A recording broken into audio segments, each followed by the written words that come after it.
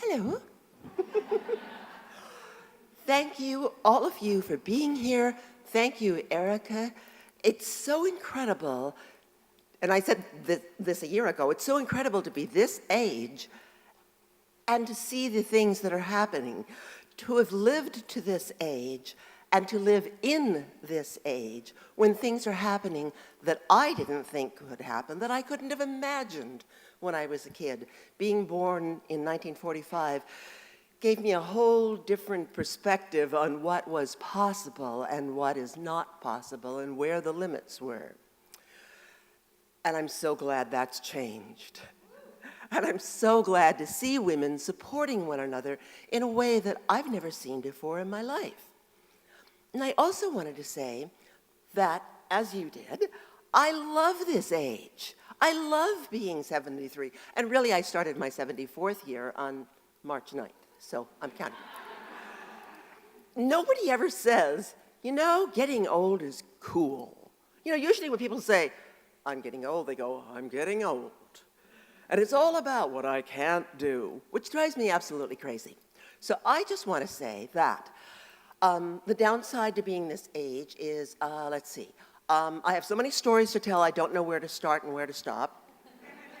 I hurt my leg in an accident a long time ago, and I'm finally going to have a surgery. I'm probably going to be dead in 10 to 20 years, but that's not to feel bad about it. What's cool is I'm having the time of my life. It's freaking orgasmically wonderful. And on the subject of orgasms, I also want to say that a thing that people don't talk about much, but is great, is at this age, you can wear white any day of the month. You know that gorgeous, sexy underpants bra thing? You know, the bra's going to be okay, but you ruin the underpants. Never again, okay? You're going to save a fortune on feminine hygiene. No more midnight trips, you know, to go out to get more tampons.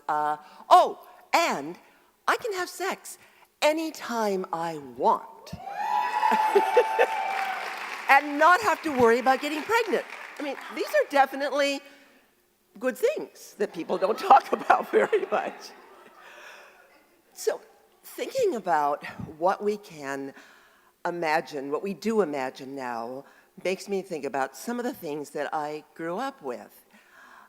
And I think about how women are showing one another doors to new ways, showing them ways to escape old ways. But you can't do it by yourself. I used to do social work, and I worked with a lot of women who had experienced domestic violence. And oftentimes the women would say, I was such an idiot. Why didn't I leave sooner? Why didn't I leave? Why did I do this? Why couldn't I find a way? And I would say the important thing is you found a way. You're safe now.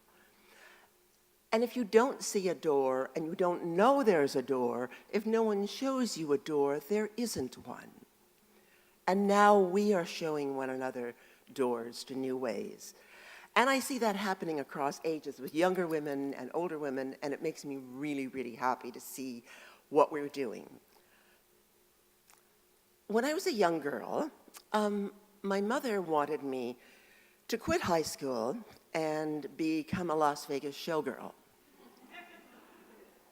And she thought that would be a great living. She said you'd get to wear lots of rhinestones, and clearly I'm still doing that. And she thought that it would be a way to escape my father, because she didn't know another way. She couldn't think of another way. And those were the days when you didn't talk about things like sexual abuse or domestic violence, so she couldn't find another way. But I had fallen in love with theater. I loved acting. And it didn't matter whether I was in the front or not, that I was part of other people on a stage in moments like this, where we're all experiencing the same thing in real time, where I feel love for you. When you laugh, it makes me happy. If I say something sad, I feel like I want to move on so that you don't feel too sad.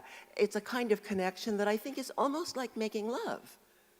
That connection of looking at people, being present for them. I loved that.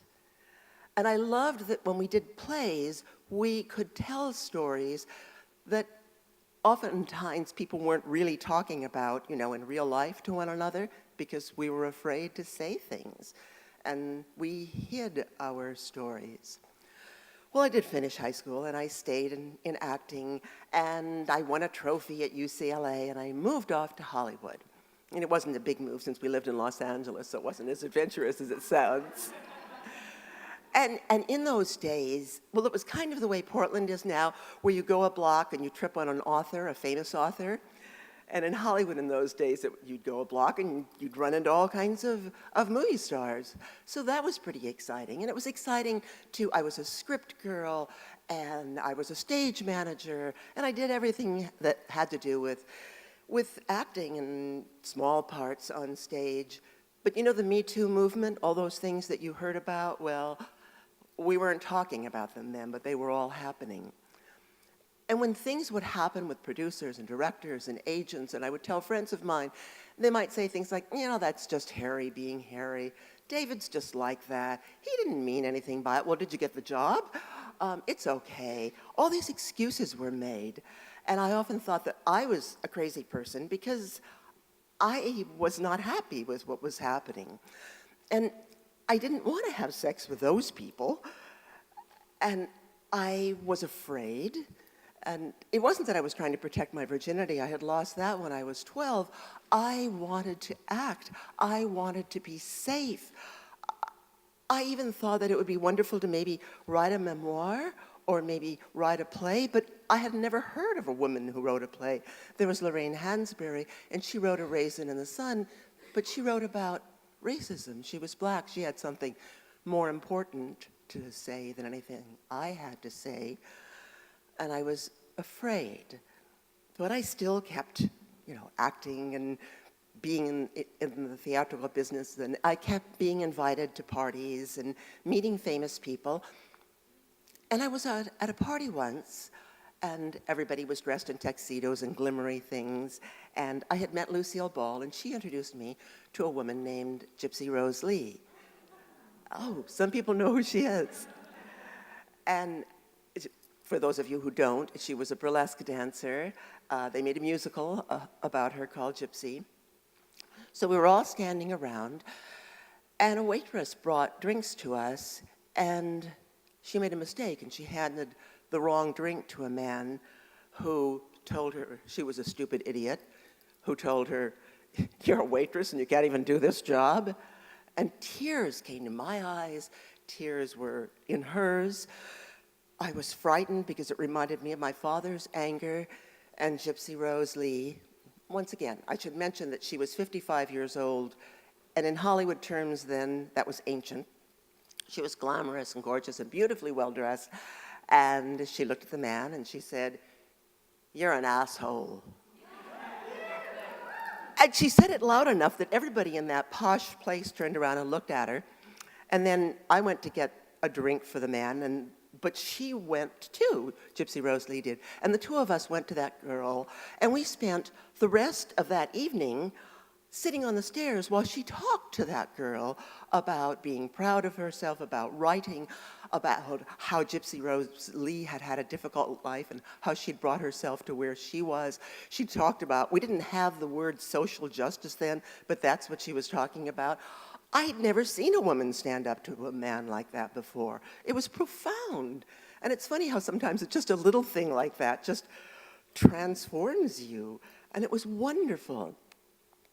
But after that evening ended, then I ran into more of the kinds of things that happened with directors and producers and women who were a lot like Sarah Huckabee. No matter what the men did, the women made excuses for them. But he didn't really mean that. You didn't understand. And it was very frightening. And I went to acting classes. And I was in college taking acting classes, and a woman I met said, "You're talking about method acting all the time.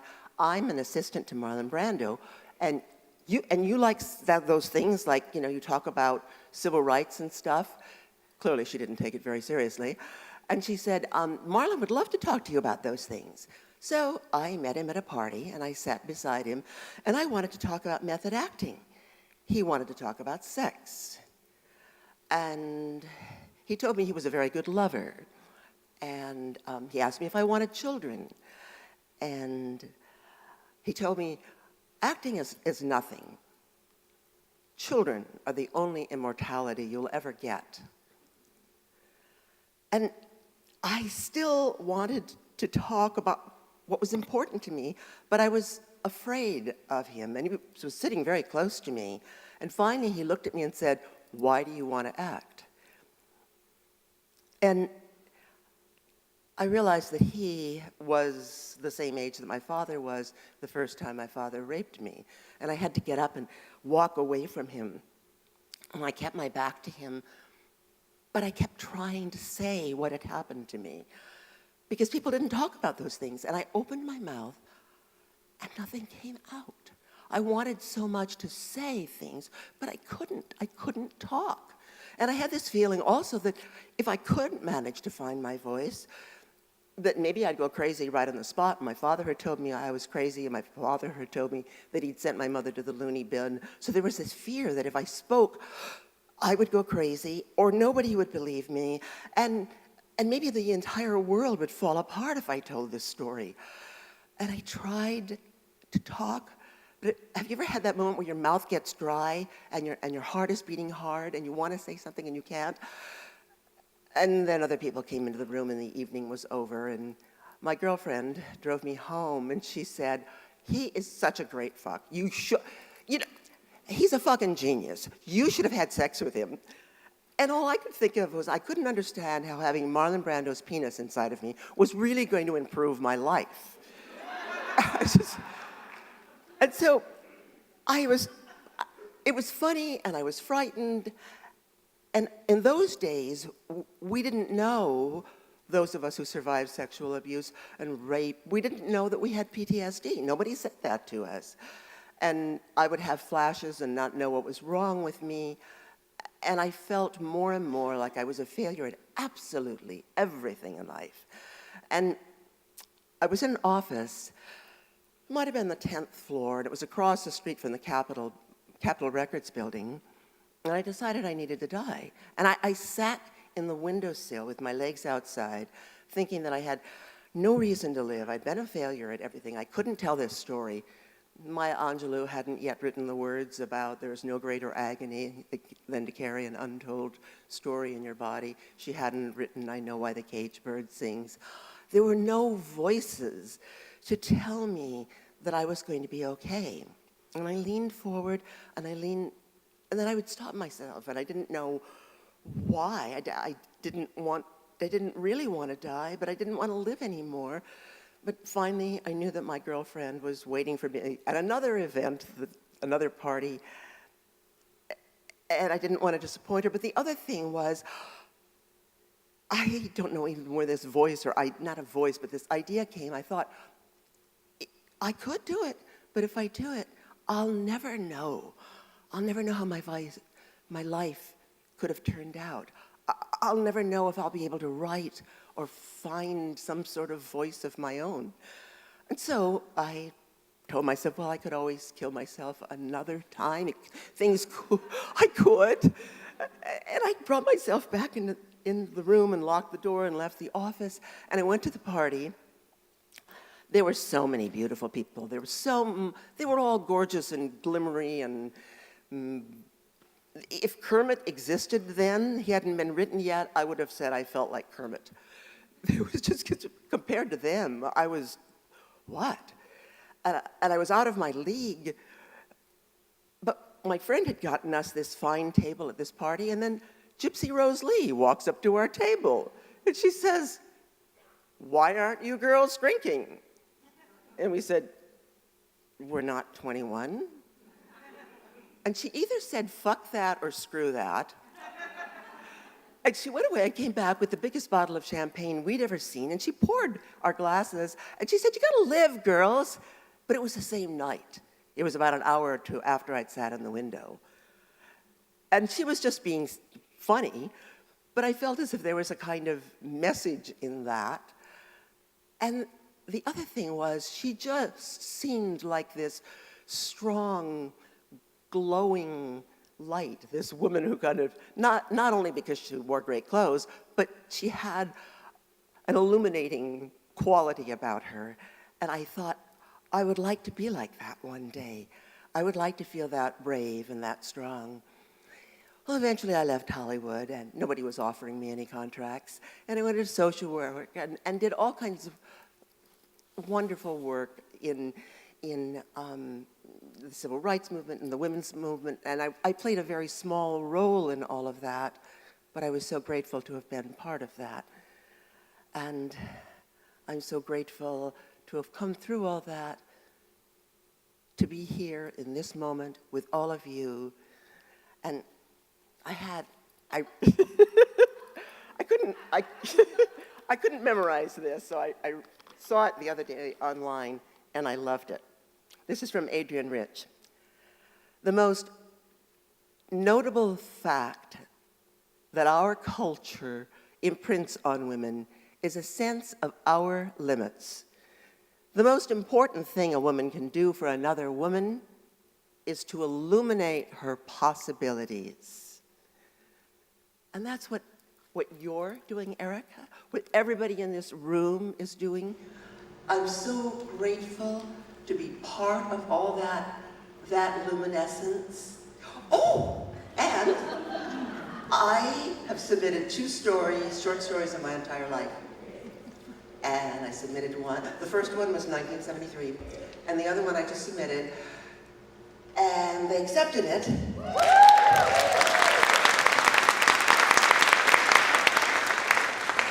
And the online publication is called Voice Catcher, which I think is pretty cool, because so many of us haven't identified our names.